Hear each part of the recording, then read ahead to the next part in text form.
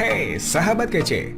Kurang dari 2 bulan tersisa sebelum penyelenggaraan Olimpiade Tokyo 2020 bergulir, skuad Garuda terus meningkatkan konsistensi penampilan. Pesta olahraga 4 tahunan yang sempat ditunda selama 1 tahun karena pandemi COVID-19 ini rencananya dihelat pada 23 Juli hingga 8 Agustus mendatang. Tim bulu tangkis Indonesia yang meloloskan 7 wakil juga sudah bersiap menyambut gelaran tersebut. Persiapan terus dikebut, baik secara teknis yang berkaitan dengan pelatihan atlet maupun non-teknis yang bersifat administratif.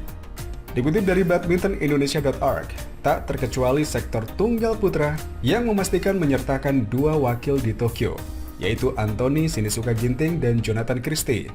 Kepala pelatih tunggal putra pelatnas PBSI, Henry Saputraho, mengungkapkan program persiapan ke Olimpiade sudah berjalan sejak 2 bulan lalu. Sejak 2 bulan lalu, hingga hari ini, kita sudah coba fokus untuk peningkatan fisik, stamina, power, strength, dan kecepatan. Semua sudah kita jalankan dan akan terus berjalan sampai kira-kira 2 minggu sebelum keberangkatan nanti, ujar Henry di Pelatnas PBSI Cipayung, Jakarta Timur, Jumat, 4 Juni sore. Sejauh ini saya lihat hasilnya cukup bagus dan harusnya on target dengan kondisi yang kita mau. Nanti ketika hari berangkat dan tiba di sana juga sudah dalam keadaan baik. Hasil latihan juga sudah baik. Lanjutnya, Henry mengatakan bahwa ia tidak melihat terlalu banyak kekurangan yang ada pada anak asuhannya. Dia hanya fokus pada peningkatan teknis dan mental di program latihannya ini. Sebenarnya kalau kekurangan tidak banyak, mereka ini sudah berada di level yang sekarang kan sudah lama, dan saya tahu standar kualitasnya. Hanya ada tingkat yang tidak maksimal. Mungkin dari pikiran dan mental dengan kondisi seperti ini akibat jarang bertanding. Jadi kalau saya lihat bagaimana membuat teknisnya bisa lebih safe, lebih konsisten, dan lebih fokus untuk menerapkan pola main yang benar. Jelas Henry. Kita ingin tingkatkan di teknis dengan cara mainnya, strateginya, pola pikir, dan juga mentalnya.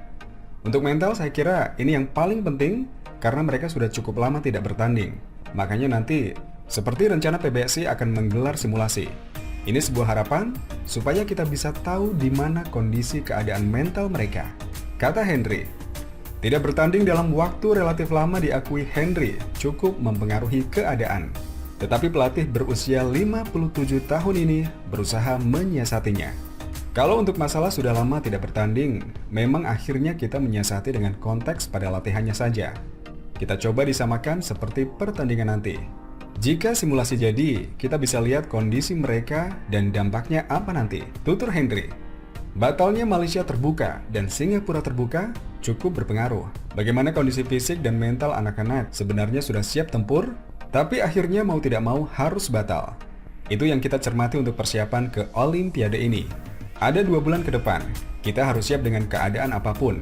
Jadi bagaimana kita merancang dan mengatur agar nanti bila sudah tiba di sana kondisinya sudah maksimal.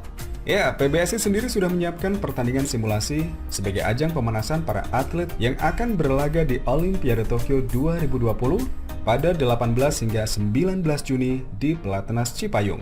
Untuk format simulasi akan segera diumumkan.